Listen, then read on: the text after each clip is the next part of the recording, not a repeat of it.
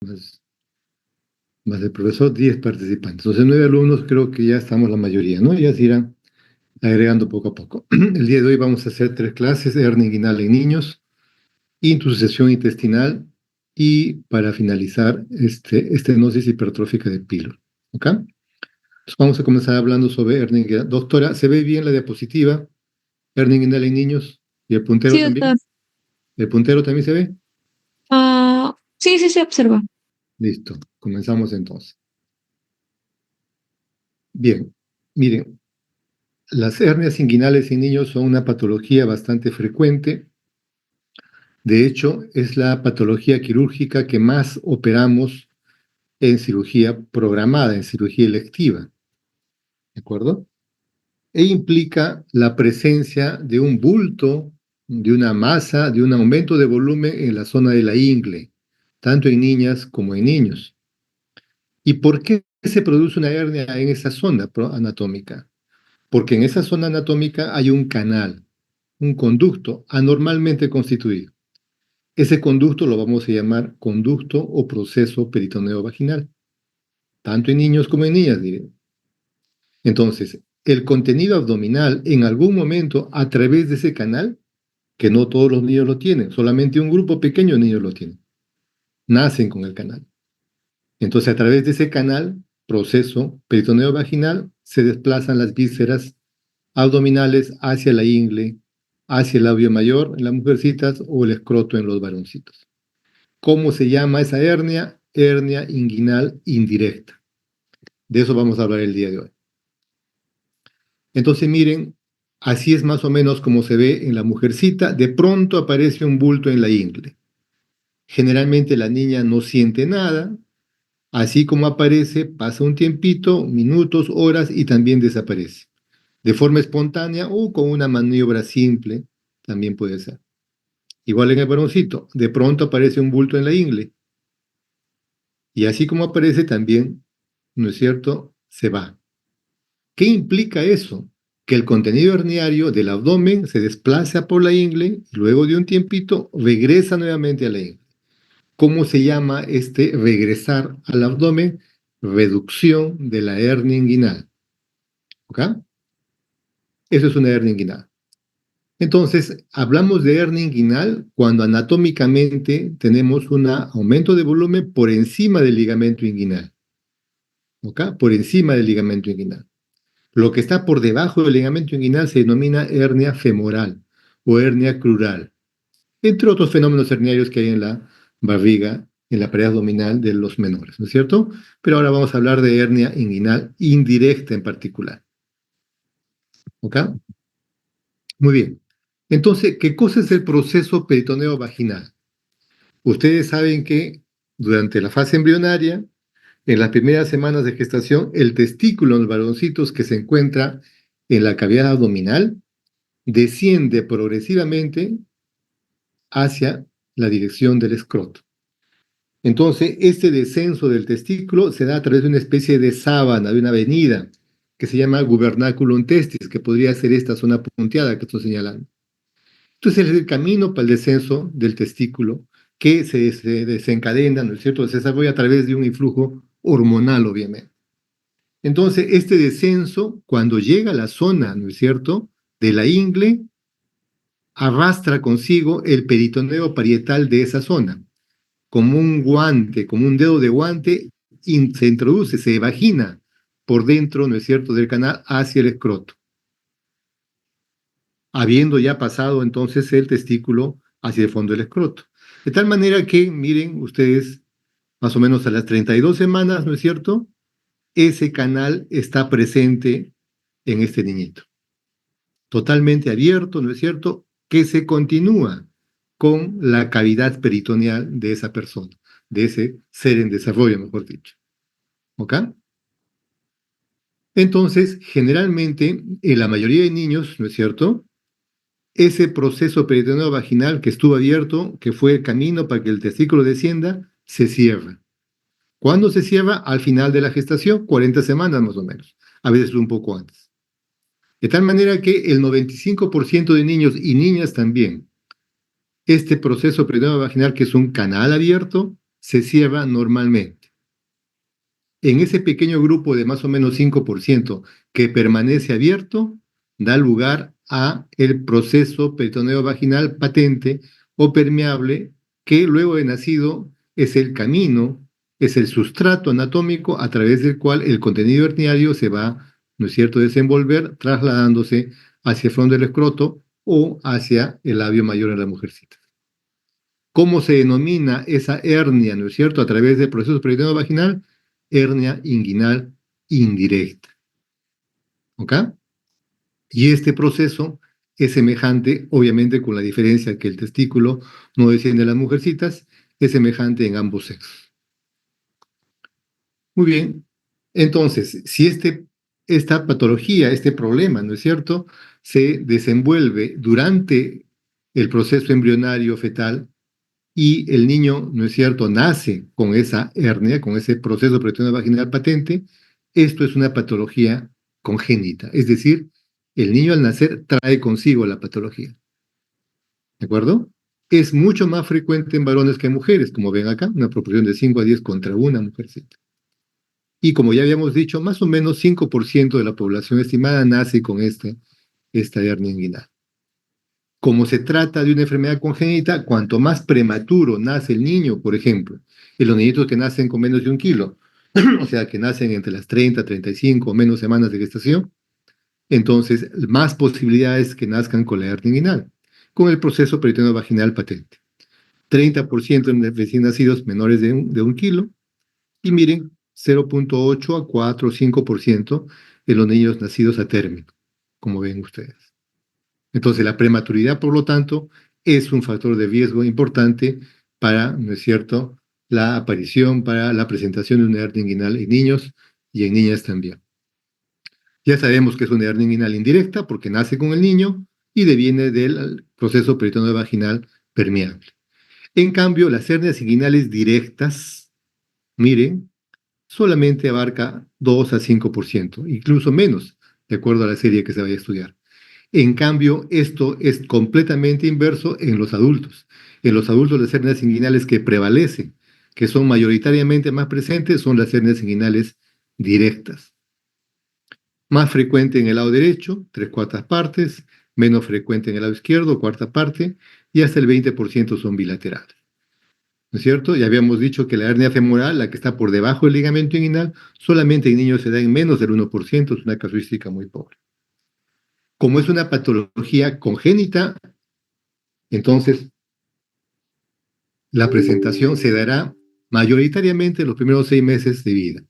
Es decir, los niños que nacen con hernia inguinal generalmente se manifiestan, aparecen hasta la mitad de los casos en los primeros 6 meses de vida. ¿Ok? Muy bien. ¿Cuál es la causa absoluta para que el proceso peritoneo vaginal, ¿no es cierto?, permanezca abierto y no se cierre como la mayoría de niños? Esa causa, ¿no es cierto?, está sujeta, está relacionada con problemas obviamente genéticos. No todas las malformaciones, todos los problemas congénitos tienen que ver con problemas genéticos, definitivamente, y también hormonales, ya que viene de un descenso testicular. Pero en sí la causa absoluta, definitiva, no se conoce, o sea, no es clara, pero definitivamente está relacionado con problemas hormonales, como vemos acá. Lo cierto es que las personas que nacen con el proceso peritoneo vaginal permeable, mayormente niños que niñas, ante una situación que implique un aumento de la presión, un aumento del volumen intraabdominal, dará lugar, ¿no es cierto?, al desplazamiento de las vísceras abdominales hacia la ingle, el labio mayor o el escroto del niño, dando lugar, repito, a la hernia inguinal indirecta. Y ya sabemos que la prematuridad es el primer factor de riesgo. Miren, hay otra serie de situaciones, ¿no es cierto?, patológicas, que implican factores de riesgo para la presentación de una hernia inguinal. Todo lo que implique, ¿no es cierto?, un aumento de volumen, ¿no es cierto?, dentro de la cavidad abdominal, como la citis, la diálisis peritoneal, ¿no es cierto?, la hidrocefalia, entre otras patologías, van a, ¿no es cierto?, se supone que implican un factor de riesgo importante para la presentación de una hernia inguinal. A su vez, aquellas patologías que impliquen un mal desarrollo, digamos, de los tejidos de la pared abdominal, en la zona inguinal, como todas las que estamos mencionando acá, tienen que ver también algún tipo de relación en la presentación de una hernia inguinal.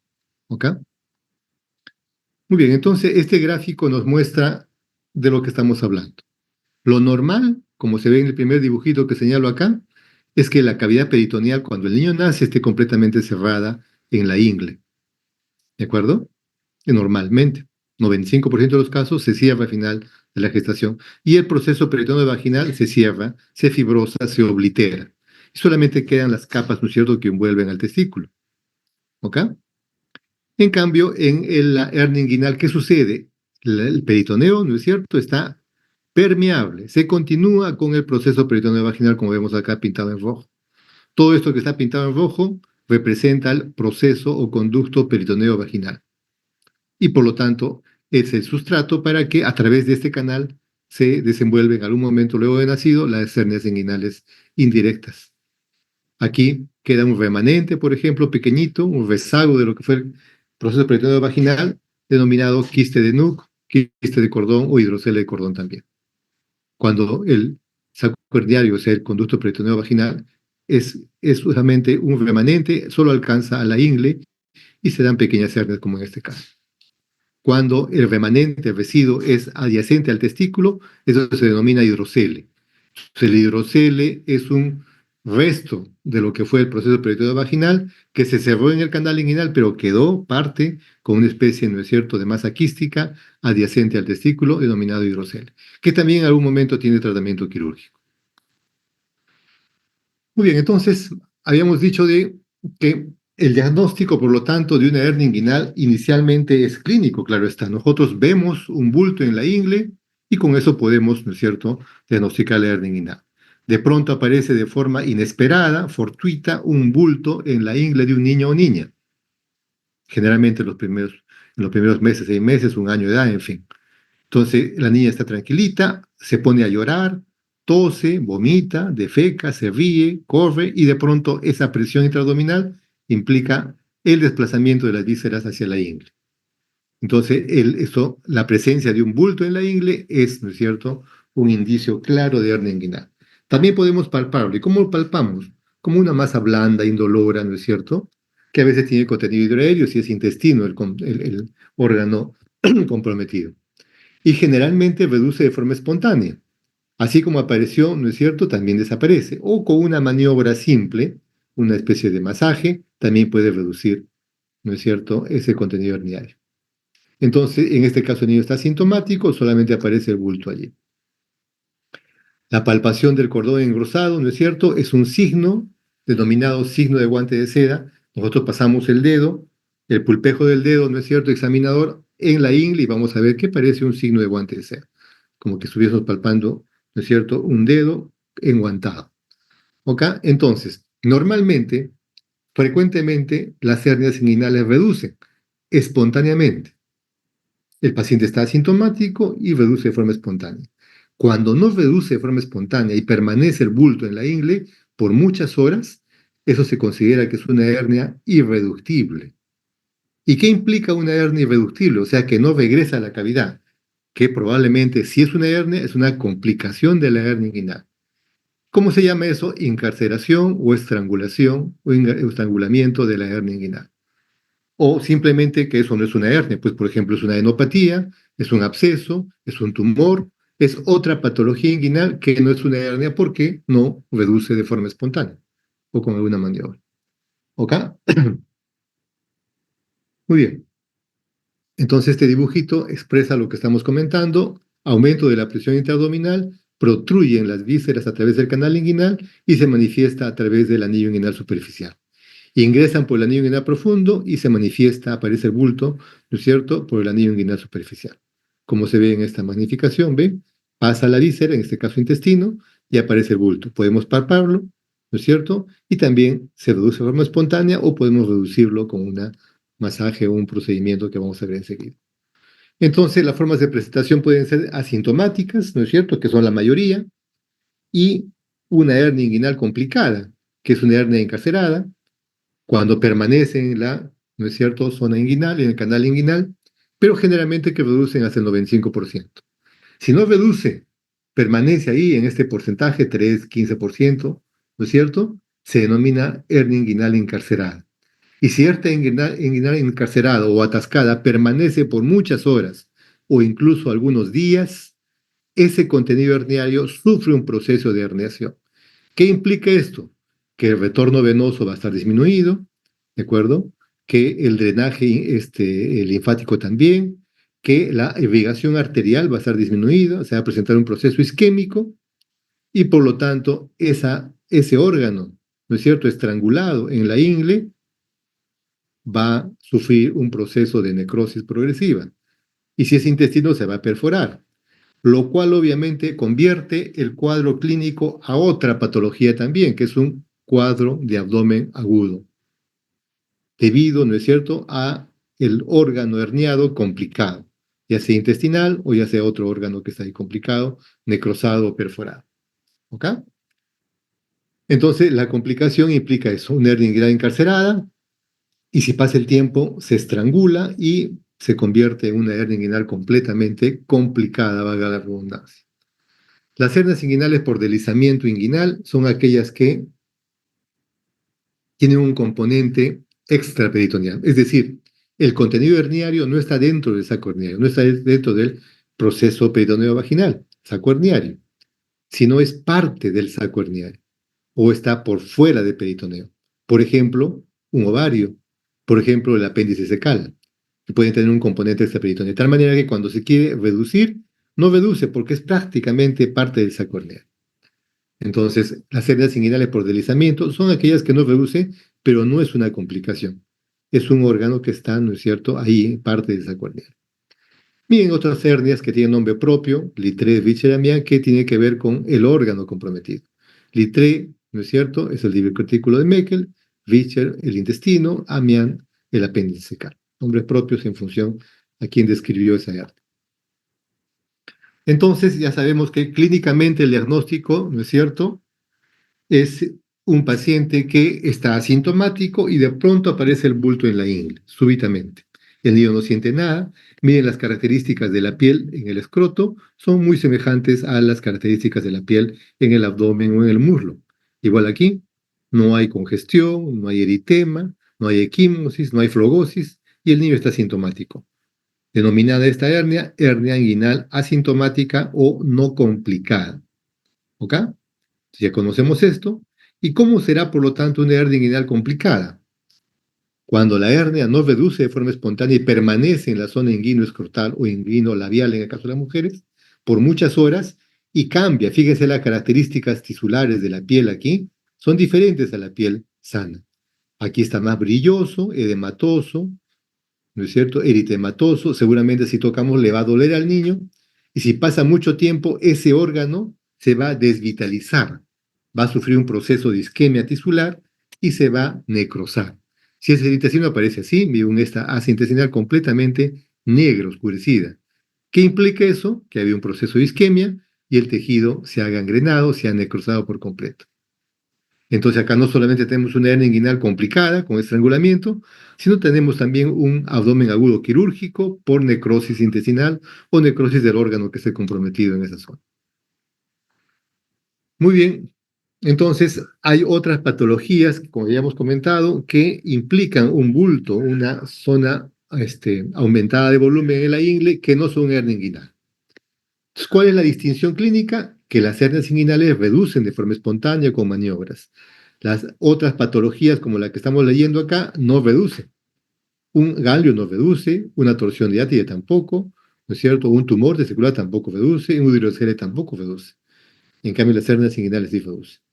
Entonces, la ecografía seguramente nos va a ayudar en el diagnóstico, detectando que es otro órgano comprometido en la ingle y también para poder describir cómo es el canal inguinal, cómo es el anillo inguinal profundo o interno, que puede medir hasta 4, 5 o más milímetros, lo cual nos da para nuestro diagnóstico definitivo. Muy bien, entonces miren, este gráfico nos muestra la anatomía de la zona inguinal, para que vean ustedes lo que está acá con esta figura elíptica implica el anillo inguinal profundo y acá el anillo inguinal superficial. Esto es un gráfico anatómico de un adulto, ¿no es cierto?, En un lactante bebito de 6 meses, por ejemplo, o menor aún, estos anillos están prácticamente superpuestos, uno encima del otro. No están separados como en este caso. De tal manera que el canal inguinal en un lactante, un bebito, ¿no es cierto?, es muy pequeñito. No es como se ve aquí. Pero aquí nos sirve para ver los límites del canal inguinal. Dijimos que el referente anatómico fundamental es el ligamento inguinal. El ligamento inguinal es una estructura ligamentosa que viene desde la espina ilíaca anterior superior hasta el tubérculo del pubis. Entonces, miren ustedes, el canal inguinal se desenvuelve aquí, ¿no es cierto?, con la pared anterior que sería el propio ligamento inguinal, la pared superior o el techo, ¿no es cierto?, serían los músculos, transverso, oblicuo menor, oblicuo mayor, sus aponeurosis cubren completamente el canal inguinal, y el piso del canal inguinal sería, ¿no es cierto?, el peritoneo más profundo, luego la fascia transversalis, ¿no es cierto?, menos profundo. Entonces, las hernias inguinales indirectas de las que estamos tratando son aquellas que, ¿no es cierto?, se manifiestan o son fruto del desplazamiento de las vísceras a través del canal inguinal. En cambio, las hernias inguinales directas es a través del piso del canal inguinal, ¿no es cierto?, de esta zona que estoy señalando aquí. ¿Okay? Lo que aparece por debilitamiento de esta zona, por ejemplo, una mujer embarazada múltiple debilita la pared abdominal en ciertas zonas, por ejemplo en la ingle. Entonces va a desarrollarse una zona de debilitamiento y a través de ese debilitamiento se va a producir un anillo herniario y a través de eso se produce la herniación. Hernia inguinal directa propia de los adultos. ¿Ok? Entonces esta es una fotografía, ¿no es cierto?, durante una laparoscopía. Vean, aquí tengo la vejiga, el pubis estará por acá y esta es la zona inguinal. ¿De acuerdo? Estamos viendo un abdomen, ¿no es cierto?, pélvico prácticamente, acá está la pelvis, la vejiga por aquí, ¿de acuerdo? Entonces, estas estructuras que estoy señalando acá son los vasos espermáticos en un varón, el conducto deferente que se va, ¿no es cierto?, hacia la pelvis, ¿de acuerdo? Por acá pasan los vasos epigástricos, acá no se nota muy bien.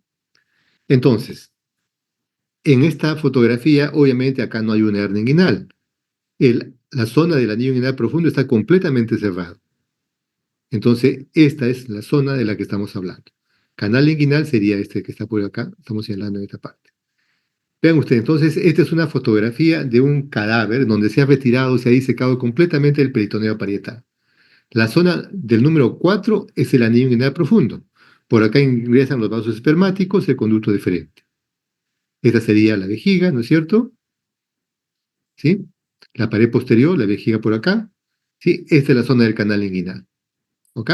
Anillo inguinal profundo, piso del canal inguinal, por aquí estaría la vejiga, por aquí estaría el pubis. ¿Ok? Entonces, esta es la zona del canal inguinal. Ahora vamos a ver una fotografía, ¿no es cierto?, donde estamos viendo el anillo inguinal profundo. A ver, voy a retroceder acá. Esto que vimos aquí, completamente cerrado, es lo normal. Lo anormal es que se vea, ¿no es cierto?, un anillo inguinal, ¿no es cierto?, completamente permeable. Entonces, fíjense, este anillo da lugar, inicia al conducto proceso peritoneo vaginal, tapizado completamente por el peritoneo. ¿Recuerdan? Proceso peritoneo vaginal. Entonces, por acá llegan los vasos espermáticos y el conducto deferente. ¿Acá?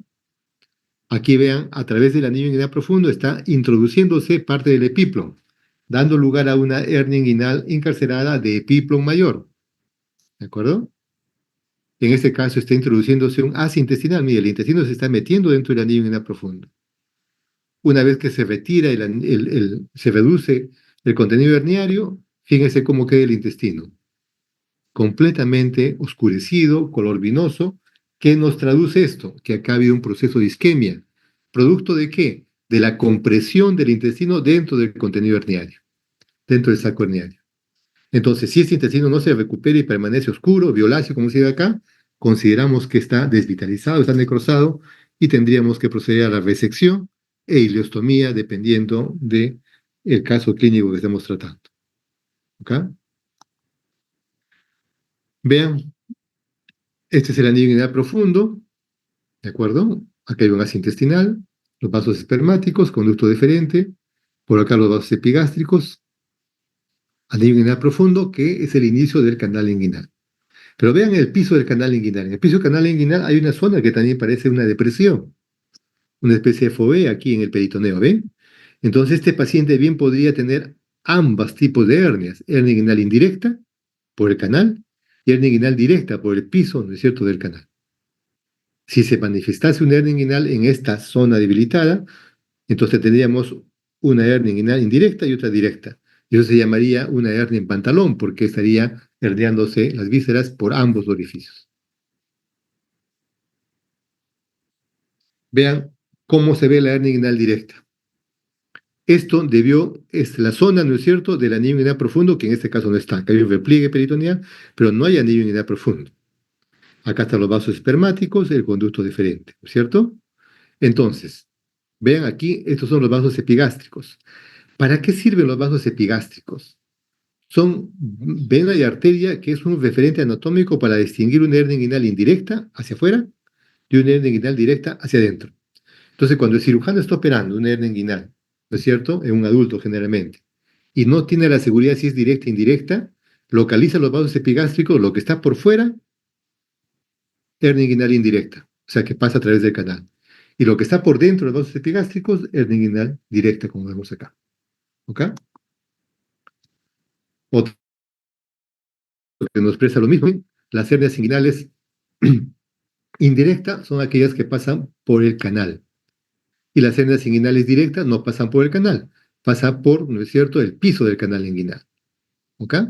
Y los vasos epigástricos son referentes a lo que está por fuera, ¿no es cierto? Lo que está por fuera, hernia inguinal indirecta. Lo que está por dentro, hernia inguinal directa.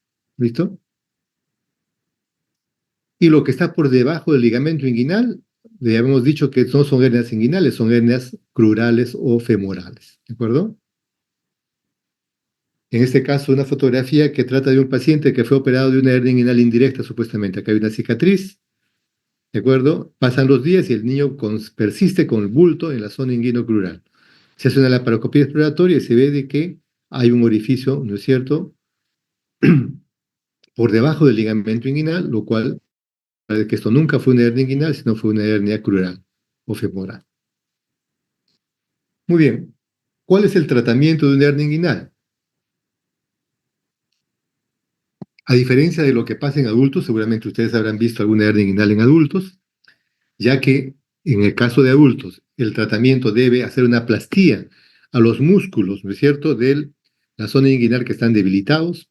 Entonces ahí se hace plastías de los músculos para poder corregir esa debilidad. En cambio, el tratamiento quirúrgico de una hernia inguinal en niños, de una hernia inguinal indirecta, es exclusivamente el cierre del anillo inguinal. ¿De acuerdo? El objetivo, el tratamiento de la hernia inguinal en niños es el cierre, ¿no es cierto?, del anillo inguinal profundo. De eso se trata. Y cuando el paciente no está complicado, es una cirugía programada, ambulatoria. Los pacientes ingresan y se van sin problemas, ¿no es cierto? Generalmente al día siguiente ya están caminando sin ningún problema. Cuando el diagnóstico se hace en el recién nacido, debería operarse prontamente. Recuerden que 50% del diagnóstico de hernia inguinal se da en los primeros 6 meses de nacido, ¿de acuerdo? Entonces, y la posibilidad de que se encarceren, por lo tanto, es bastante alta porque sea mayor casuística en ese tiempo, en ese grupo etario. Entonces, hay que tratar de operar prontamente a los recién nacidos.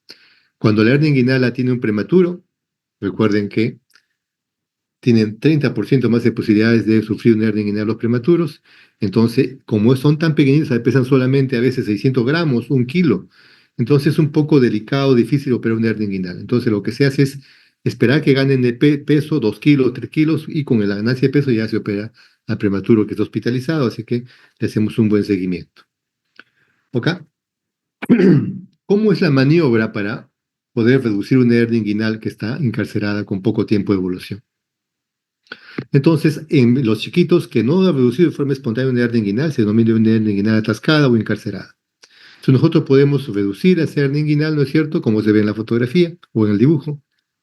Ponemos al bebito en decúbito, a veces con pseudoanalgesia incluso, sujetamos el canal inguinal con una mano y con la otra mano empujamos de forma sostenida el contenido herniario. Como se ve en estas fotografías, miren, hernia inguinal indirecta izquierda y un bebito pequeñito, sujetamos con la mano izquierda el canal inguinal y con la derecha empujamos de forma sostenida hasta reducir por completo el contenido herniario. Y cuando reducimos, ¿no es cierto?, el contenido herniario, el, el tratamiento quirúrgico debe realizarse prontamente, digamos en las 72 horas. ¿Por qué? Porque la posibilidad de que se complique la hernia inguinal reducida es alta en las primeras semanas o meses que hemos realizado la reducción. Entonces, a los bebitos que se les reduce una hernia inguinal atascada, debería operarse prontamente en los siguientes 3, 4 días del tratamiento de reducción. ¿Ok? Y ya saben que la hernia estrangulada implica, perdón, Valeria, ¿quiere preguntar algo? Sí, doctor. Entonces, esa maniobra sería prácticamente para retrasar el tiempo de isquemia de esa hernia que está atascada.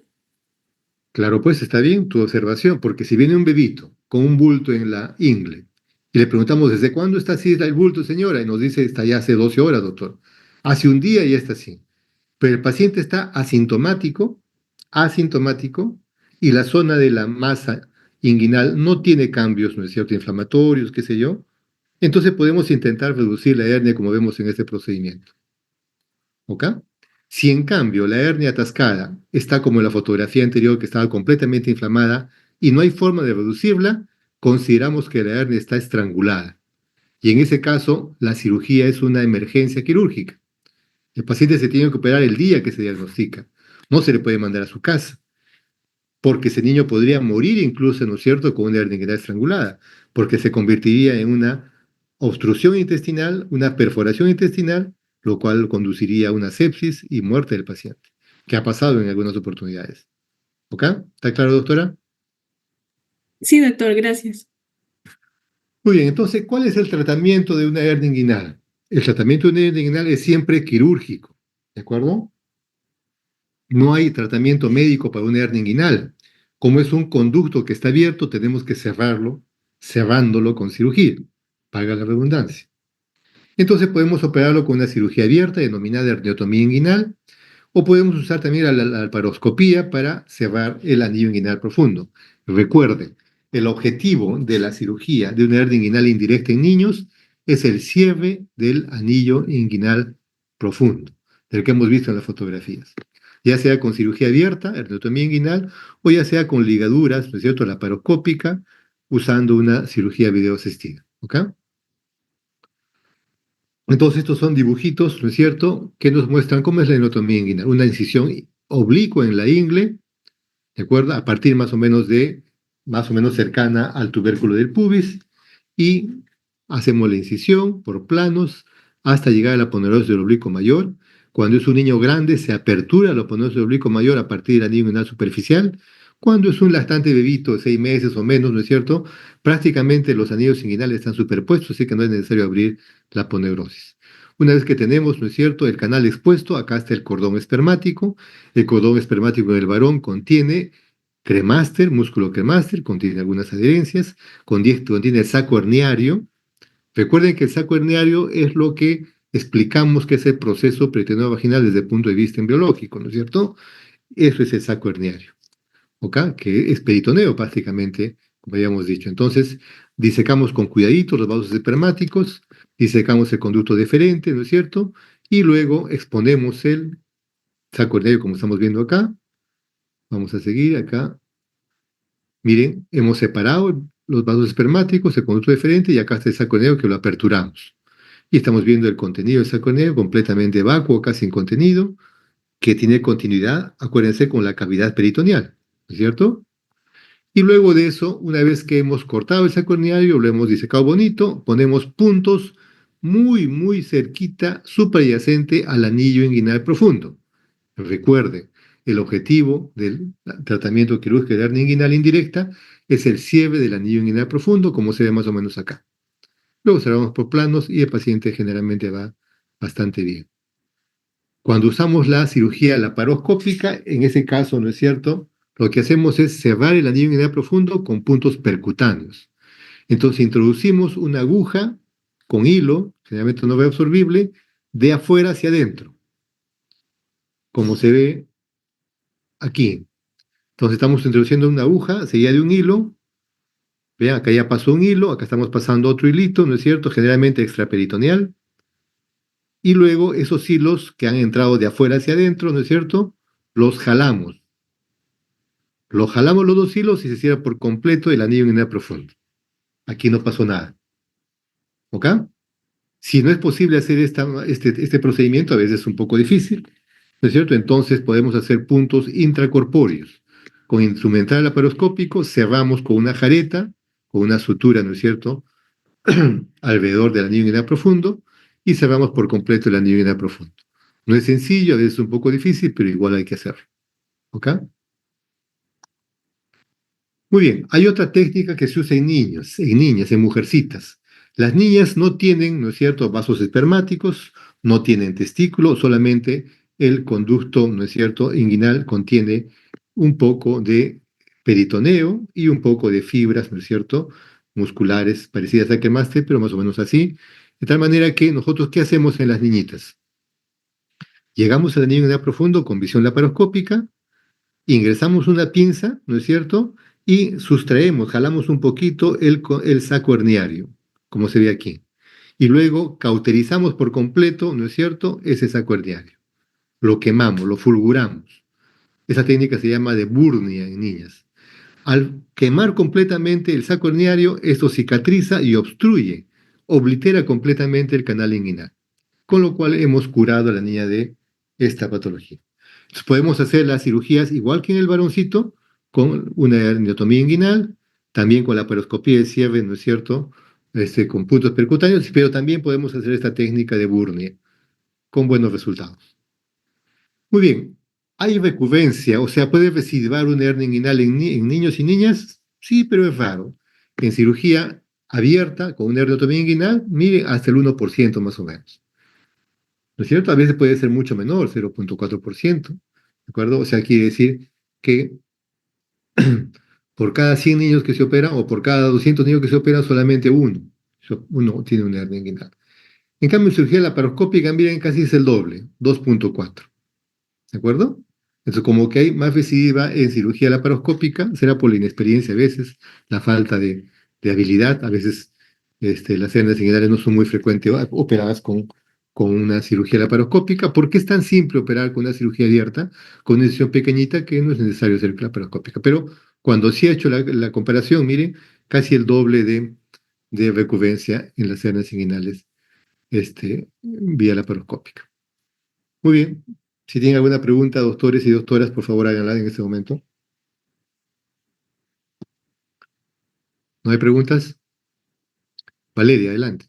Doctor, ¿qué cosa era eso de el guante en seda? ¿Guante de seda que mencionó? Cuando una persona, vamos a ver acá, eso está por aquí arriba. Un segundo, doctora. Es bueno tener las diapositivas al lado, cosa que podemos regresar sin problema. Miren, cuando nosotros, en la inspección, ¿qué cosa vemos? Vemos un bulto en la ingle. Cuando palpamos, ¿no es cierto?, la ingle, pasamos nuestro dedo de izquierda a derecha, de un lado al otro, y es como que estuvimos pasando, ¿no es cierto?, nuestro dedo sobre una mano enguantada. Si usted pone su dedo de la mano derecha sobre su dedito de la mano izquierda, cualquiera, con guante, esa sensación, ¿no es cierto?, se presenta aquí en la palpación.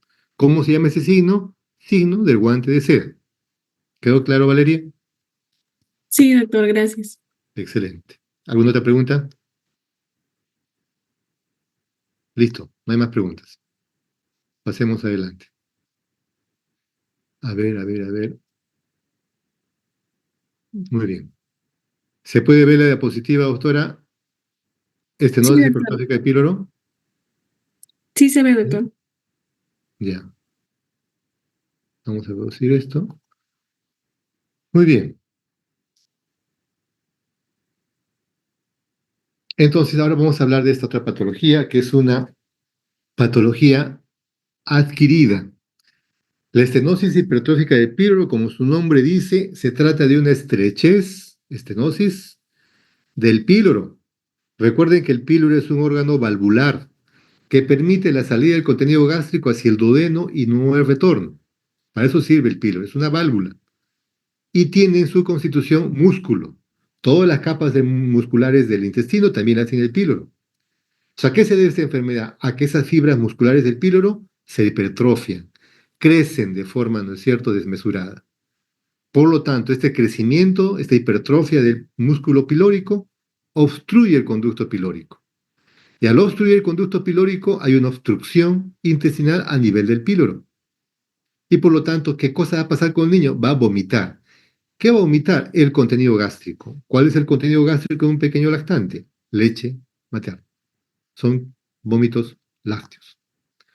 Bien, entonces se trata de una enfermedad del lactante bebito, ¿no es cierto? Entre las 3 semanas y 6 semanas más o menos, debido como consecuencia de la hipertrofia del músculo pilórico, obstruyendo el canal pilórico y provocando un síndrome emético. ¿Ok? Entonces miren, la casuística más o menos, la frecuencia es 1 a 4 por 1000 nacidos vivos. Quiere decir que por cada 1000 niños que nacen, 1 a 4 pueden padecer esta enfermedad. Recuerden que es una enfermedad adquirida, no es una enfermedad congénita. ¿De acuerdo? Que les quede bien claro eso. Entonces miren, esto es el píloro, ¿no es cierto? Y tenemos que este canal pilórico delgadito que está acá, ¿qué sucede con el canal? Al crecer, ¿no es cierto?, el píloro en toda su conformación, como vemos aquí, porque no solamente hay hipertrofia de músculo, también de la mucosa, también de tejido conectivo alrededor de la fibra muscular. Entonces, todo el píloro crece, ¿no es cierto? Y al crecer, el conductito se reduce al mínimo. De tal manera que el contenido gástrico no va a progresar fácilmente al duodeno, y el niño se va a venir en vómitos lácteos todo el tiempo. De eso se trata la enfermedad. Entonces, miren ustedes esta fotografía, no muestra el tamaño del píloro.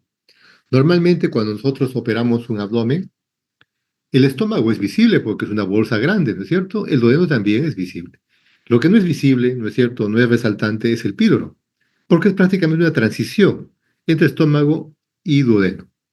Pero cuando crece, miren el tamaño del píloro, casi el tamaño del lobo hepático izquierdo, miren, grande. Puede medir hasta 4 centímetros. ¿Ok? De eso se trata de patología. Acá, miren, estos doctores, Fredet y Bamstead, propusieron esta técnica quirúrgica, que es la pirotomía, desde hace más de 100 años. Y esta es la cirugía que desarrollamos hasta ahora sin cambios. Quiere decir que estos doctores describieron y propusieron esta técnica exitosa hasta el momento, tengan en cuenta. Fredet y Bamstead. Muy bien, la causa de la enfermedad es una multiplicidad de factores que pueden actuar conjuntamente o por separado. Lo cierto es que no hay una sola causa, ¿no es cierto?, que provoca la obstrucción pilórica, la hipertrofia pilórica y consecuente obstrucción. Entonces, hay una serie de factores, como por ejemplo, madre fumadora. Se ha demostrado que la madre fumadora tiene mayor posibilidad de tener hijos con hipertrofia pilórica. O madres o los bebitos que han recibido un tratamiento con macrólidos como la eritromicina, también tiene una mayor incidencia en estenosis hipertrófica de píloro. Se ha demostrado que algunas hormonas, ¿no es cierto?, digestivas como la gastrina, la secretina, su mayor producción está relacionado con una hipermotilidad y por lo tanto con una hipertrofia también del músculo pilórico. De tal manera que la hipersecreción de estas hormonas suele estar relacionada con la mayor casuística o presentación de una estenosis hipertrófica del píloro. Factores genéticos también están, ¿no es cierto?, desenvueltos acá. Hay una mayor predisposición, ¿no es cierto?, en los hombrecitos sobre las mujercitas, 4-1 la proporción. Se ha destacado también que algunas sustancias como el óxido nítrico, que tiene que ver con la relajación del músculo liso intestinal, su deficiencia está relacionada con la hipertrofia pilórica. ¿Ok? Otros factores como que la alimentación del bebito en relación a la lactancia materna, esos bebitos están, digamos, protegidos, tienen menos presentación, menos ocurrencia de esta enfermedad. En cambio, los niñitos que tienen leche maternizada, leche artificial, suelen tener más incidencia de la enfermedad que estamos tratando. Lo mismo, prácticamente lo mismo que hemos mencionado, siempre las enfermedades de los lactantes pequeñitos suelen estar asociadas a otras malformaciones congénitas, como ven acá, de esófago, intestino, problemas uropáticos, etcétera, etcétera. Muy bien, ¿cuál es el cuadro clínico de la enfermedad? Ya lo dijimos de algún modo. Al estar obstruido el píloro, entonces el pasaje del contenido gástrico disminuye o se anula prácticamente, por lo tanto el estómago va a estar siempre lleno y entonces es un bebito que tiene, digamos, 2, 3 semanas y de pronto de lo que estaba muy bien, alimentándose bien, aumentando de peso, ¿no es cierto? De pronto comienza a vomitar. ¿Qué vomita? Sobre todo leche, contenido lácteo en los vómitos. Entonces tenemos un bebito que aparentemente es sano, pero que llora mucho, llora de hambre y vomita, ¿no es cierto? Fundamentalmente leche. Leche, nunca contenido bilioso, siempre leche. ¿Ok? A veces un poco de ictericia, ¿no es cierto? Y estos signos de bazuqueo, Kussmaul y Boveret están sujetos a la hipermotilidad gástrica. Si tenemos una obstrucción a nivel del píloro, entonces el estómago pugna, lucha, comienza a moverse como loco para poder propulsar la leche hacia el duodeno. Como no lo logra, entonces comienza a contraerse de forma errática. Y esos movimientos, ¿no es cierto?, del estómago se traducen en la pared abdominal. Entonces, ¿qué es el signo de Kussmaul? El signo de Kussmaul es aquella que aparece en movimientos, ¿no es cierto?, de la pared abdominal por encima del ombligo, como se ve en la fotografía. ¿A qué se debe? Recuerden, a la hipermotilidad gástrica. Entonces, el estómago comienza a moverse mucho y se traduce, se refleja en la pared abdominal, como vemos acá. Y el signo del Bouveres tiene que ver con la palpación de estas contracciones de la pared abdominal y el bazuqueo con la auscultación de ruidos hidroaéreos incrementados por la hipermotilidad gástrica. Entonces, estos tres signos están relacionados con la hipermotilidad gástrica fundamentalmente. Entonces, como son pocas horas, ¿no es cierto?, de iniciado el cuadro clínico, el estado, ¿no es cierto?, nutricional del paciente está estable, está un poquito deshidratado o no tanto, ¿no es cierto?, pero lo cierto que lo más llamativo son los vómitos explosivos y el llanto de hambre que tiene el paciente. ¿Ok? Si pasan las horas, ¿no es cierto?, ya más de 12 horas, más de 24 horas, entonces el paciente tanto vomitar se comienza a descompensar, se deshidrata. Si pasa muchos días se va a desnutrir incluso. Y va a estar tan deshidratado y descompensado el chiquito que ya casi no llora porque está sumamente, ¿no es cierto?, cansado y deshidratado. En ese caso entonces podemos palpar la barriga del niñito y podemos palpar el píloro. ¿Y cómo se palpa el píloro? Por encima del ombligo se palpa como una aceituna grande, ¿no es cierto? Así la palpamos. Por eso se llama el signo de la oliva pilórica, ¿no es cierto? Es la palpación del píloro en esta fase tardía, porque el paciente ya se deja examinar. Acá dice la teoría, hasta el 60-80% pueden palpar. Bueno, a mí me parece que no lo es tanto, ¿no? Que no es tan fácil palpar el píloro, pero tengan en cuenta este dato. ¿Y qué valor predictivo positivo tiene? O sea, es decir, de los pacientes operados y que tienen, ¿no es cierto?, esta enfermedad, ¿en cuántos de ellos se palpó el píloro? Casi en el 100%. Entonces, en los pacientitos que palpamos el píloro, tengan posibilidad que eso definitivamente sí es, ¿no es cierto?, el diagnóstico positivo de la enfermedad. Los vómitos nunca son biliosos, ¿por qué? Porque el píloro está obstruido, acuérdense. Entonces no hay forma de que pase la bilis del duodeno hacia el estómago. Por lo tanto, los vómitos no son biliosos.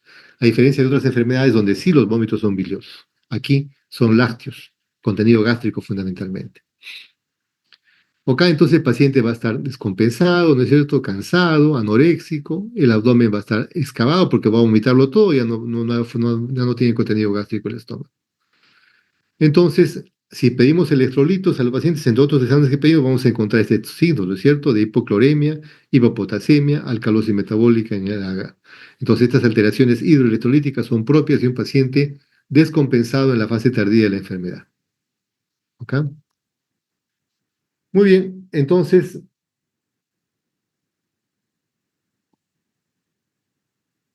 ¿cómo además diagnosticamos, además del cuadro clínico que hemos mencionado?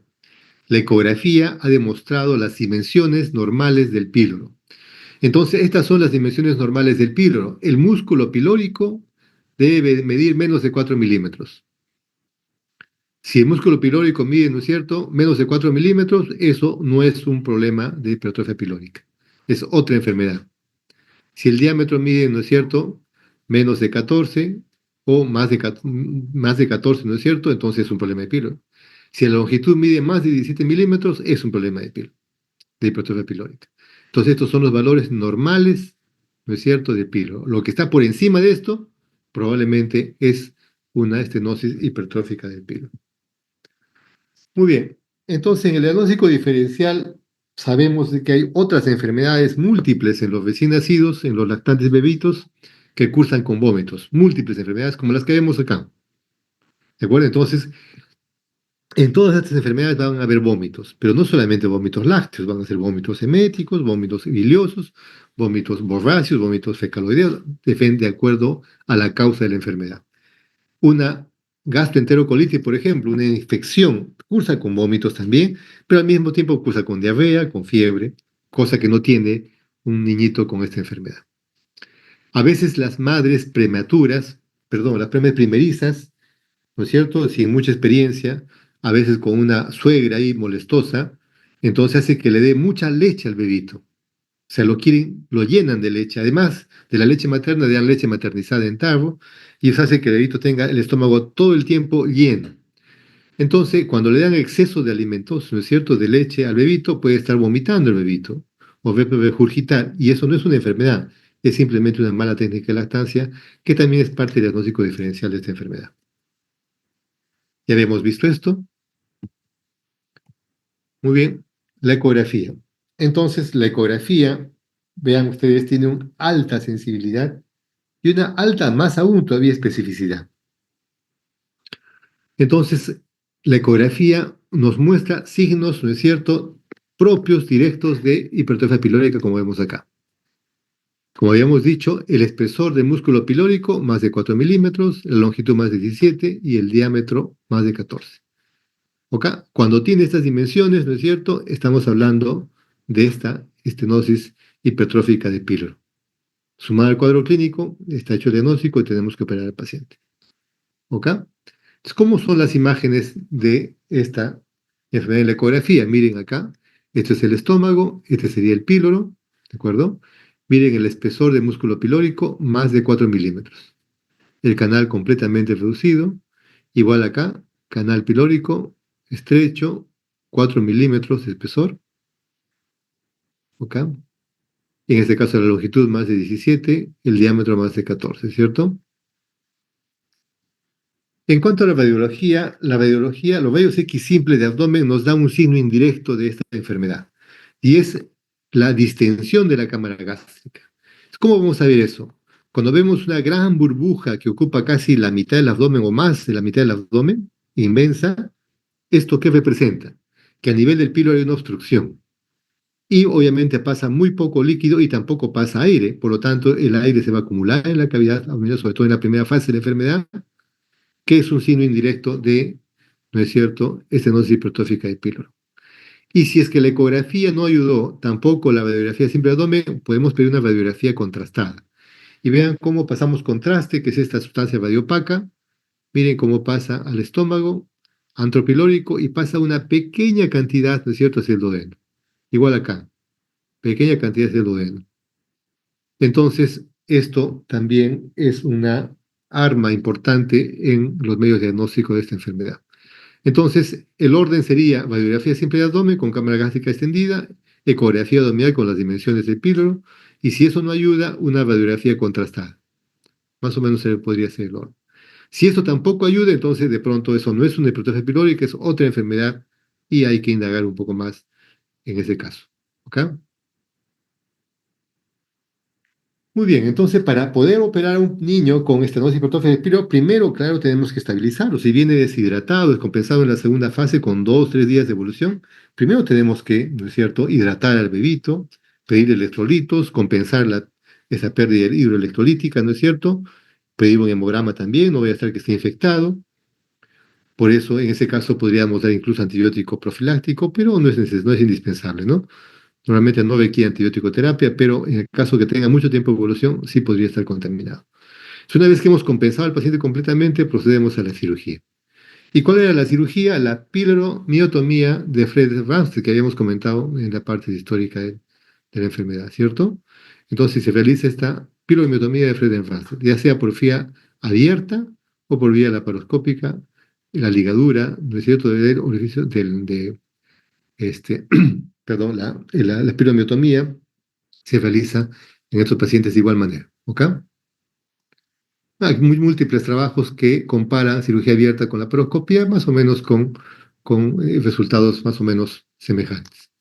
Entonces, la piloromiotomía, ¿qué cosa implica? En una cirugía abierta, evisceramos por completo el píloro, ya sea a través del ombligo o una incisión en el epigastrio, ¿no es cierto? Sacamos completamente el píloro y sujetamos el píloro con los dos dedos de una mano.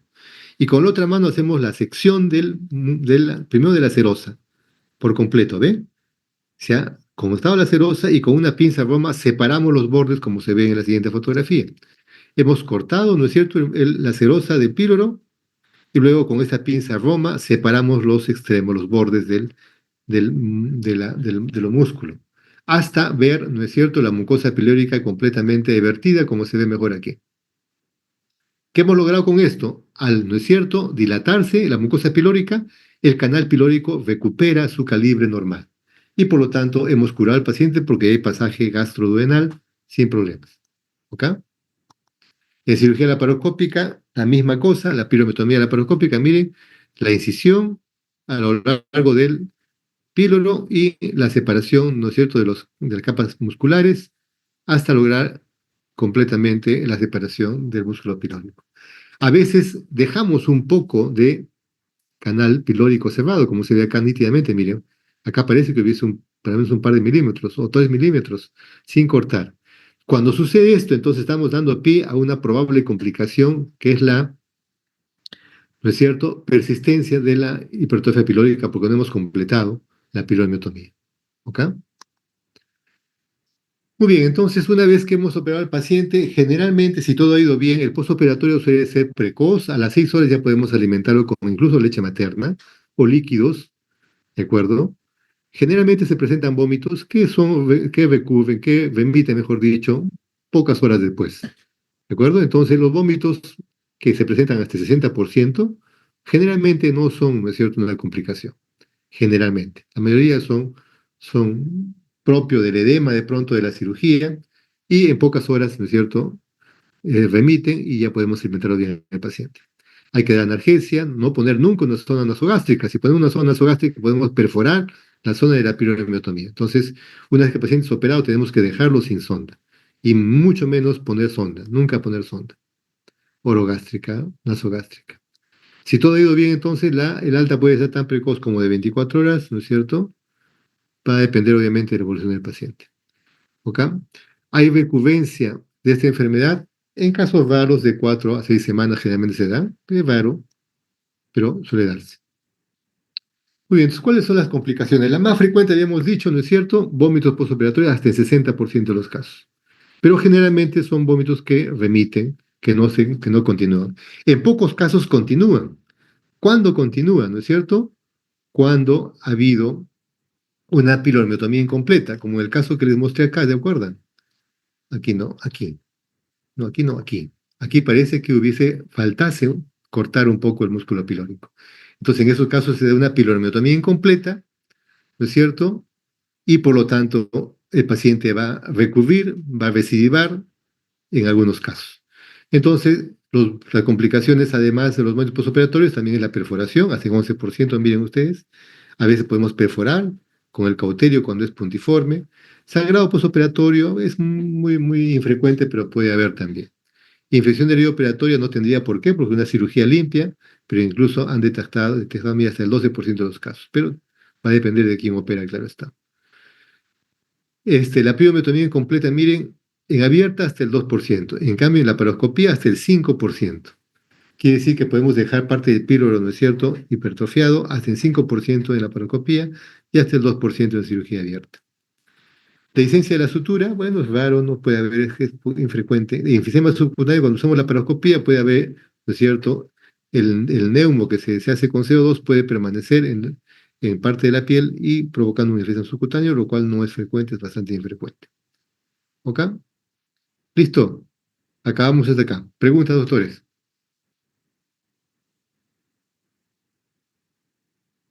No hay preguntas.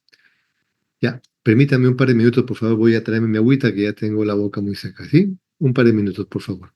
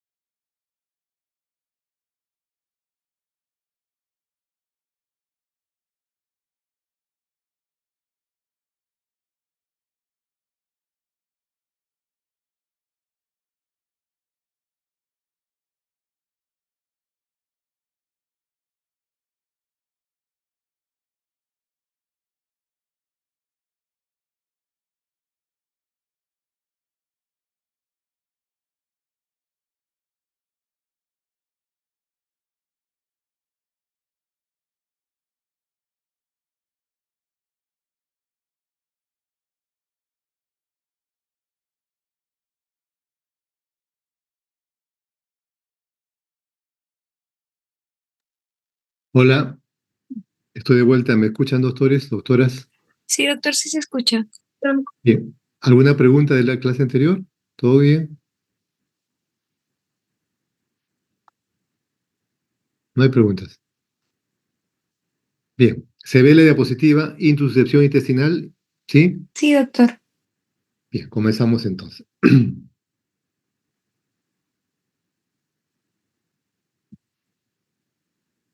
Bien. Esta enfermedad tampoco es una enfermedad congénita, es una enfermedad adquirida también. ¿De acuerdo? Se trata de un cuadro de obstrucción intestinal. ¿De acuerdo? Ya conocen ustedes que es una obstrucción intestinal, ¿no es cierto? Alguna componente mecánico que obstruye el intestino y por lo tanto al obstruir el intestino hay una necesidad quirúrgica. Entonces la invaginación intestinal o intussuscepción intestinal implica la introducción de una parte del intestino, se introduce, se mete dentro del propio intestino, ya sea delgado a grueso o delgado a delgado, en alguna parte de, ¿no es cierto?, la longitud. Pues de yeyuno a ilion, yeyuno, ilion o ilio secal. Y esto provoca una obstrucción intestinal, ¿no es cierto? Y un proceso, obviamente, herniario semejante a la hernia inguinal, complicada. Al introducirse el intestino, ¿no es cierto?, el segmento invaginado dentro del invaginante, entonces se produce por compresión un fenómeno herniario, con isquemia igual que la hernia inguinal. ¿Sí? Entonces, miren, estos dibujitos, esto es el ilio que se está introduciendo dentro del ciego, ¿ven? Provocando por lo tanto una obstrucción. El contenido del hilo ya no va a poder progresar hacia el colon porque acá hay un stop, no progresa. Igual acá, el intestino delgado, ¿no es cierto?, se está introduciendo del propio intestino delgado. ¿Cuál es la causa de la invaginación? En este caso, un pólipo, un tumor, ¿ve? Endoluminal. Este pólipo arrastra dentro del intestino delgado, provocando una obstrucción. Por lo tanto, el contenido de acá del proximal no va a pasar al distal por la obstrucción intestinal. En la fotografía la misma cosa, ¿no es cierto? Vean, el ilion se introduce dentro del ciego. Y como se ve aquí ya, miren, el ciego está completamente edematoso, congestivo, ¿no es cierto?, con sufrimiento intestinal. ¿Cómo estará por dentro el invaginado? Entonces, el segmento invaginado está por dentro y el ciego sería el segmento invaginante, el que recibe invaginante, el que se introduce el invaginado. ¿Ok? Entonces, ¿cuál es la causa de la enfermedad? La causa de la enfermedad solamente se puede conocer, sobre todo en los niños mayores, hasta en un 10% de los casos. ¿De acuerdo? Y la mayor cantidad, ¿no es cierto?, de casos, el 90%, sobre todo en los lactantes chiquitos, la causa es desconocida, no se conoce. Sin embargo, está asociada a una serie de factores, sobre todo infecciones virales. Entonces, las virosis están asociadas a invaginación intestinal. ¿Ok? Entonces, bien, hay una serie de factores también que predisponen a la ocurrencia de una invaginación intestinal.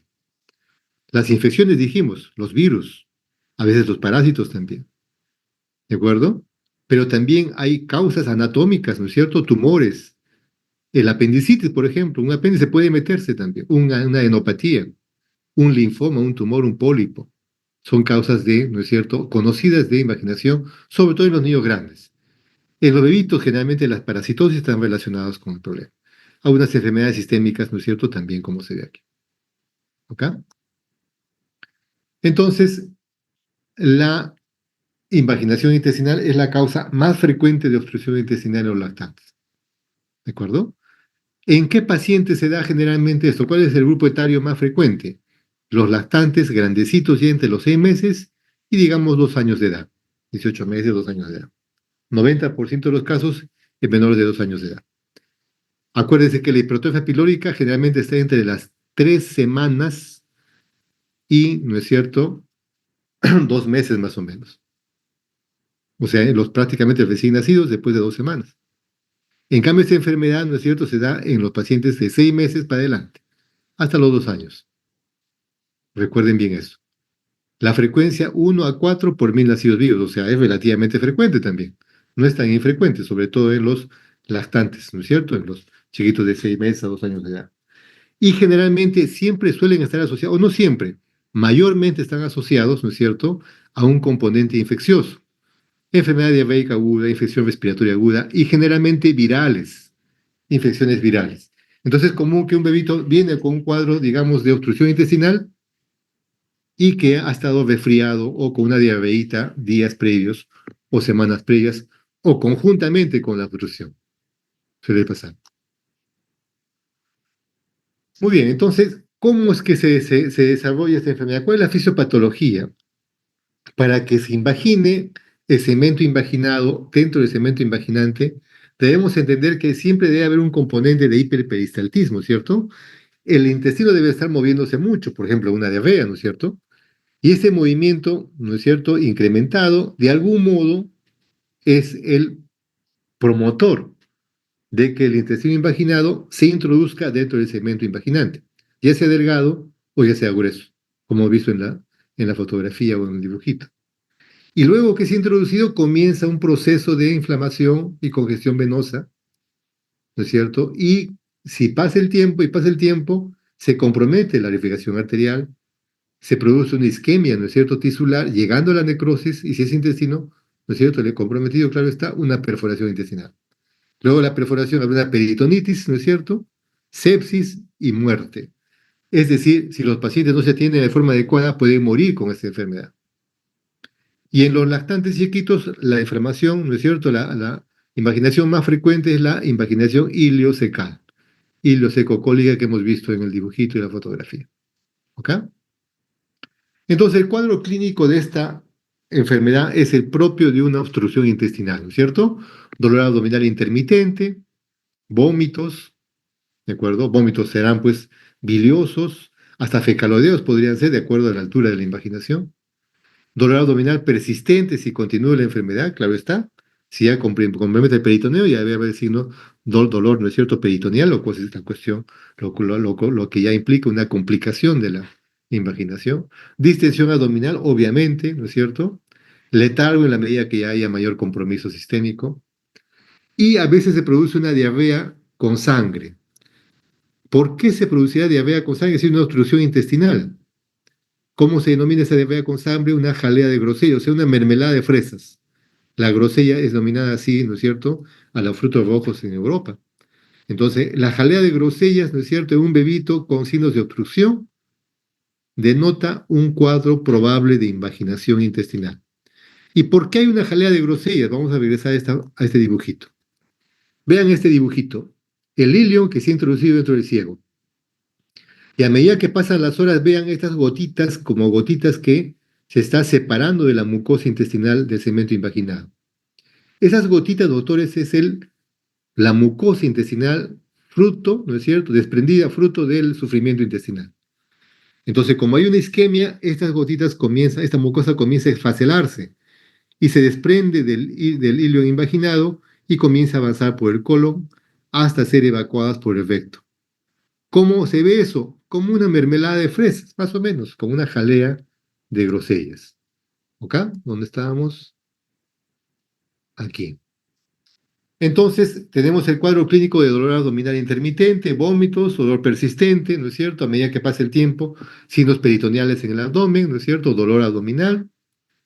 Si hay perforación intestinal, signos peritoneales, Bloomberg positivo estaría en este caso, ¿no es cierto? Y a veces palpamos una masa en el lado derecho del abdomen en un lactante pequeño. Como un plastrón apendicular, ¿no es cierto? Igual se palpa una masa, con una especie de tumor, ¿no es cierto?, en la fosa ilíaca derecha, en el flanco derecho. ¿Por qué se palpa esa masa? Por la invaginación, que es un bulto, ¿no es cierto?, que está en el abdomen. Y cuando ya hay signos peritoneales, ya hay compromiso peritoneal, ya está perforado el intestino, comenzarán los signos de repercusión sistémica de la necrosis intestinal, ¿no es cierto? Taquicardia, diaforesis, shock, hipotensión, shock, muerte, ¿no es cierto? Pero además de toda esta sintomatología de un cuadro, ¿no es cierto?, no complicado y no complicado, también hay una presentación atípica. Son pacientes que no tienen mucho cuadro clínico, que más o menos estén en el 5 o 10%, pero sí ya tienen una invaginación intestinal, incipiente por lo menos. Muy bien, entonces ya sabemos cómo es el cuadro clínico, ¿no es cierto? Ahora, ¿qué medios de diagnóstico usamos? Fundamentalmente los de imágenes. Entonces, tanto la radiología como la ecografía nos ayudan, ¿no es cierto? Con signos inespecíficos, indirectos, pero también con signos directos. Entonces, una placa simple de abdomen, ¿qué nos mostrará? Se nos mostrará signos de obstrucción intestinal, ¿no es cierto? Dilatación de asas intestinales, niveles hidroaéreos, ausencia de gas en el colon, ausencia de gas en el recto, que son signos básicamente de obstrucción intestinal. ¿Ok? Entonces vamos a ver imágenes de eso. Miren, distensión de asas intestinales, niveles hidroaéreos que no pasen de la mitad del abdomen hacia abajo, igual acá en la placa lateral. No pasa aire hacia el colon, hacia el recto, vean, en la pelvis no hay nada de aire. Todos estos asas delgadas e imágenes radiolúcidas, ¿no es cierto? Están por encima de la mitad del abdomen para arriba. ¿Ok? Obstrucción intestinal. Acá igual, miren, asas intestinales dilatadas, radiolúcidas, pero no pasa hacia la pelvis. Y a veces podemos ver esto, imagen, miren. En un lado, en el lado derecho, una imagen radiolúcida que representa el intestino grueso, el colon ascendente. Y aquí hay una imagen radiopaca. Esta parte que señala la flecha podría ser la cabeza de la imaginación. Y pasada esta cabeza, para el lado izquierdo ya, otra imagen radiolúcida que se va hasta el recto. Entonces, tenemos el colon, ¿no es cierto?, ascendente, parte del transverso con el segmento invaginado, y el lado izquierdo con aire también ya, que pasa hasta el colon sigmoide y recto. Entonces, todo este segmento radiopaco representa el segmento invaginal. En cambio, tanto el izquierdo como el derecho son imágenes con aire, que no están obstruidas, pero esa parte de la invaginación sí. ¿Ok? Si ponemos una sustancia de contraste en el colon, vemos cómo el contraste se difunde. Miren, desde el recto se difunde por el colon sigmoides, sigue por el descendente, ángulo esplénico, llega al transverso hasta la mitad y ahí se queda. ¿Cómo, cómo explicamos, ¿no es cierto? ¿Cómo analizamos esta detención del contraste? De que hay acá una invaginación intestinal que no está permitiendo que pase el contraste hacia el colon derecho. Entonces la invaginación ileocecal va hasta el colon transverso. Y hasta ahí, ¿no es cierto? Ya no progresa el contraste, de forma retrógrada en este caso, ¿no? Muy bien, entonces las rayos X nos dan ese tipo de imágenes directas, ¿no es cierto? Y también indirectas. Y la ecografía sí nos da, ¿no es cierto?, signos directos de invaginación intestinal hasta el 100% de sensibilidad y también nos niega el diagnóstico con una especificidad que también se aproxima al 100%. Entonces, la ecografía es un buen medio de comprobación, ¿no es cierto?, de precisión diagnóstica en la invaginación intestinal. Y la ecografía, cuando usamos el Doppler, ¿no es cierto?, podemos ver que hay ausencia de flujo arterial, de flujo sanguíneo, ¿no es cierto?, al segmento invaginado. ¿Por qué? Porque recuerden que hay un proceso de isquemia por la compresión del segmento invaginado. Entonces, en todo ese segmento invaginado habrá pues un Doppler, ¿no es cierto?, negativo, ¿no es cierto? ¿Ok? ¿Y cómo vemos las imágenes? Miren, esta imagen longitudinal de la ecografía ve cómo hay dos estratos por acá, uno interno que es el segmento invaginado y uno externo que es el segmento invaginante. Y vemos a veces una pseudoimagen de un riñón, con dos estratos también, uno interno, invaginado, y uno externo, ¿no es cierto?, invaginante en la imagen transversal. Parece un riñón, pero no es un riñón, es una invaginación intestinal. ¿No es cierto? El signo de la dona, igualmente, miren, la ecografía de la imagen transversal como demuestra que hay una especie de picarón, con una imagen concéntrica interna, invaginado, y la externa, ¿no es cierto?, invaginante. Igual acá, un interno invaginado y un externo invaginante. Signo de la dona, ¿no es cierto? La tomografía, que no necesariamente tenemos que tomar en todos los pacientes, recuerden que la tomografía es un excelente diagnóstico por imágenes, pero no podemos tomar a todos los pacientes de forma indiscriminada. La tomografía se tomará en cualquier patología abdominal en casos seleccionados, en casos en donde haya duda diagnóstica y no podamos, ¿no es cierto?, llegar al diagnóstico hasta que hagamos la tomografía. No en todos, en algunos. Entonces, mire, la tomografía también muestra una imagen concéntrica, igualmente, que demuestra la imaginación intestinal, en este caso ileocecal, porque está en el flanco, en la fosa ilíaca derecha. Si estuviese en este otro lado, ya no sería ileocecal, ¿cierto? Porque el ciego está en el lado derecho, ¿sí? Por ejemplo, aquí tenemos una imagen, ¿no es cierto?, de invaginación, pero en el flanco o en la fosa ilíaca izquierda. Entonces ahí no está el ciego, ¿cierto? Entonces, ¿esto de qué tipo de invaginación será? Será una invaginación entérica del intestino delgado, que es más frecuente en adultos por tumores que son causantes de la invaginación. Igual aquí. En el flanco izquierdo, vean una imagen de invaginación intestinal. Igual acá, miren, en el flanco izquierdo, una invaginación intestinal, invaginación del lado izquierdo. ¿Qué tipo de invaginación?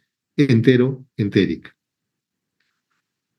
La resonancia magnética es un procedimiento, ¿no es cierto?, que no se usa de forma rutinaria también en invaginación. Excepcionalmente se puede pedir.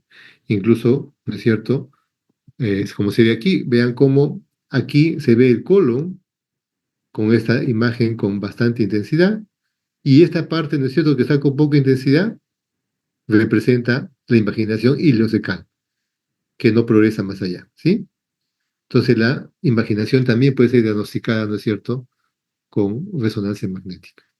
No es lo frecuente, pero también se puede usar. Muy bien. Entonces, hemos hablado del diagnóstico de la invaginación intestinal usando el cuadro clínico y también medios por imágenes radiológicos, ecográficos, tomográficos e incluso por resonancia magnética, lo cual obviamente no es frecuente. Muy bien, ¿cuál es el tratamiento, doctores, de una invaginación intestinal? Al ser un cuadro de obstrucción intestinal, el tratamiento es quirúrgico, ¿de acuerdo? Al igual que en la apendicitis aguda, el tratamiento es quirúrgico, ¿cierto? Es quirúrgico. En la invaginación también es quirúrgico, es una cirugía. Sin embargo, hay algunos casos excepcionales. Siempre, ¿no es cierto? Hay una excepción a la norma, ¿no? Siempre hay. Y en invaginación también se puede producir esto. Entonces, se han destacado algunos procedimientos de desinvaginación no quirúrgica, sobre todo ileocecal, ¿de acuerdo? Sobre todo en niños. Entonces, cuando tenemos un diagnóstico, en ciertas condiciones, claro está, de invaginación ileocecal, podemos tentar hacer estas reducciones o desinvaginaciones no quirúrgicas. ¿Con qué? Con líquido, solución salina, o con aire, solución o contenido neumático de la reducción, con éxito hasta el 85% y el 95% respectivamente. ¿Ok? ¿En qué casos podemos hacer estos desinvaginación no quirúrgica? En pacientes, ¿no es cierto?, que son la excepción, con poco tiempo de evolución, con un cuadro clínico obviamente sin complicación, ¿no es cierto?, peritoneal, paciente estable, sin compromiso hemodinámico, sin signos peritoneales, sin signos de perforación intestinal. Poco tiempo de evolución, ¿no es cierto? En ellos podemos hacer este tipo de procedimientos no quirúrgicos. ¿Y las contraindicaciones cuáles serán? Las absolutas, las mismas que hemos dicho, ¿no es cierto? Las relativas, que podemos sospechamos de un tumor. Si sospechamos de un tumor, por ejemplo, entonces mejor no. Si la obstrucción, ¿no es cierto?, es de intestino delgado, mejor no. ¿Por qué? No va a llegar pues la reducción. Entonces, cuando la obstrucción de intestino delgado, no. ¿En qué casos de invaginación si es así? Invaginación ileocecal, fundamentalmente, ¿no es cierto? Tiempo de enfermedad mayor a 48 horas, mejor no. Mejor cirugía. Entonces, ¿cuáles son las absolutas, no es cierto? Peritonitis, shock, perforación intestinal. Ténganlo en cuenta. ¿Ok? Muy bien, ¿cómo hacemos la reducción neumática? O sea, con aire. El paciente bajo pseudonalgesia, o sea, lo dormimos, por lo tanto tenemos que contar con anestesiólogo y también tenemos que contar con un ecografista o con un tecnólogo, con un radiólogo, para que nos ayuden, ¿no es cierto?, a ver si hay imágenes de éxito. Entonces, paciente dormidito, le colocamos una sonda Foley por el anito, ¿de acuerdo? Insuflamos a través de la sonda con una presión de 80 hasta 120 millones de mercurio con visión fluoroscópica o con visión ecográfica. Entonces, si insuflamos, ese aire pasa por el colon desde el ano, va a llegar hasta el ciego y con la presión del aire, ¿no es cierto?, desinvagina, empuja completamente el intestino invaginado y soluciona la invaginación. Siempre y cuando, recuerden, no tenga signos peritoneales, siempre y cuando no esté perforado, porque si no, nunca va a reducir, claro está. Entonces, en esos casos donde tiene esas condiciones, ¿no es cierto?, podría tener éxito pasando el aire al intestino delgado, confirmado por ecografía o por radioscopía. ¿Ok? ¿Cuándo se considera fracaso? Cuando luego de 3 intentos sucesivos no logramos pasar el aire al intestino delgado. ¿Puede haber complicaciones en esto? Sí, puede haber. Hasta el 3% podemos perforar el intestino con el neumo que insuflamos, ¿no es cierto? Con el aire que insuflamos al intestino grueso, ¿no es cierto? Puede haber recurrencia hasta el 11% en ambos, tanto en reducción neumática como hidrostática. ¿Ok? Y en hidrostática es básicamente lo mismo, solamente que en vez de aire ponemos suero fisiológico. La solución salina al 9 por mil, ¿no es cierto? Colocamos hasta 1 litro y si el líquido pasa, ¿no es cierto? El ciego, entonces igualmente hemos tenido éxito. ¿Ok? Algo muy parecido.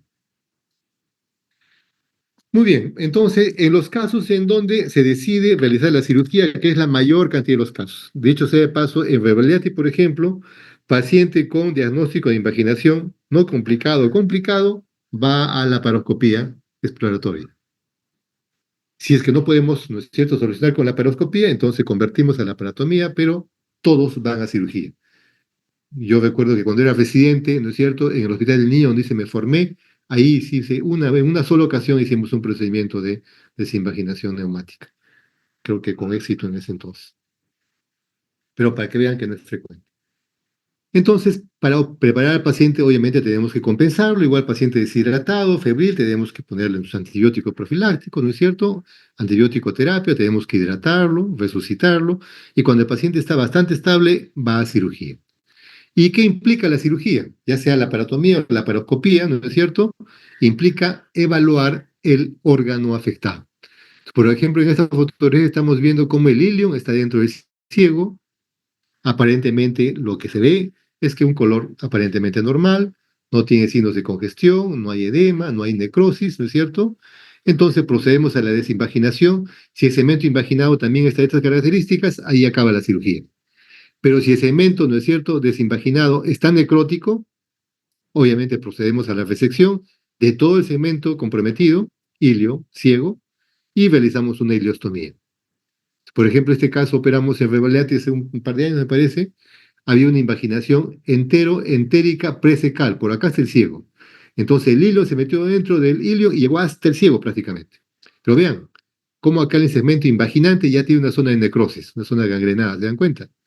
Una vez que resecamos todo el cemento, miren cómo el cemento invaginado está totalmente la mucosa necrosada, completamente necrosada.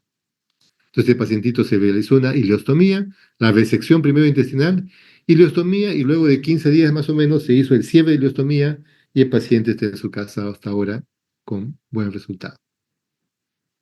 Aquí, por ejemplo, miren una invaginación entero-entérica donde la causa de la invaginación, ¿qué fue?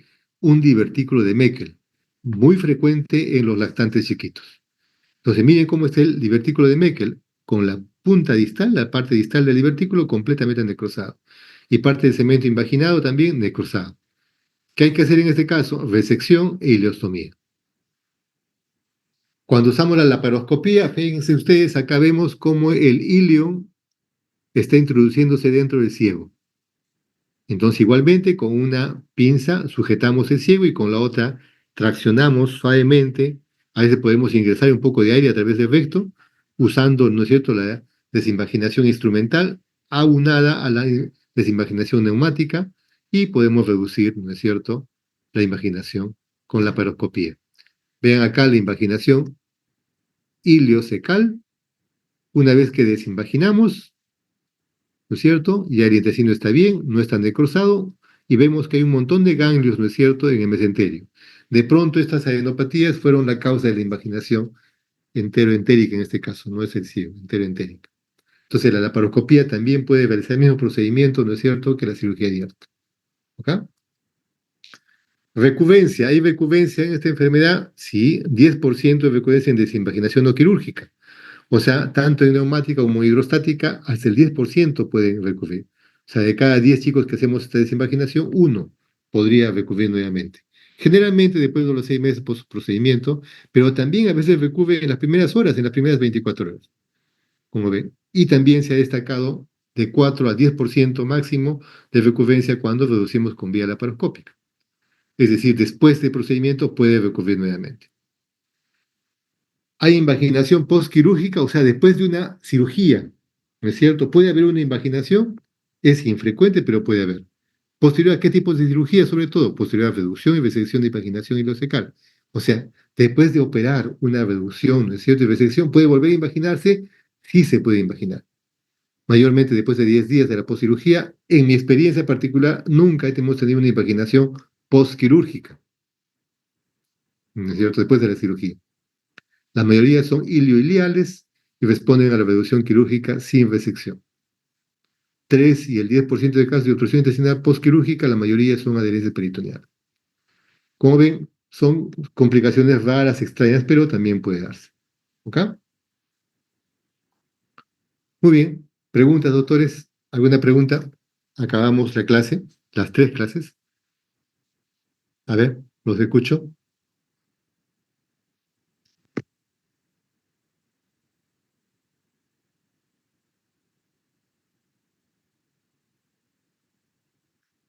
Bueno, solamente se han quedado 10 estudiantes. En algún momento estuvieron los 12 y ya se han ido 2. Pero bueno, han asistido todos en algún momento. Muy bien. Si no tienen preguntas, entonces yo les agradezco su participación. Espero que les haya Doctor, servido. disculpe, quería Adelante, saber si doctora. podría compartir sus diapositivas para a la compañera. Lamentablemente, doctora, no se puede hacer eso porque en los ciclos anteriores, en los años anteriores, hemos encontrado estas diapositivas de los niños, como vean ustedes, hay niños acá, en YouTube, que han generado problemas serios, ¿no es cierto?, con los niñitos. Entonces, por esa razón no se puede hacer eso. Van a disculpar. ¿Ok? Está bien, doctor, gracias. Listo. ¿Alguna otra pregunta? ¿No hay más preguntas? Muy bien, listo. Entonces, muchas gracias. Repasen las clases, ¿no es cierto? Con la teoría, siempre es bueno, ¿de acuerdo? Y nos vemos. ¿Ya? Ya coordinamos con mis alumnos para las prácticas mañana. Listo. Un abrazo a todos. Cuídense mucho y éxitos en el curso. Chao, chao. Gracias, doctor. Chao, chao.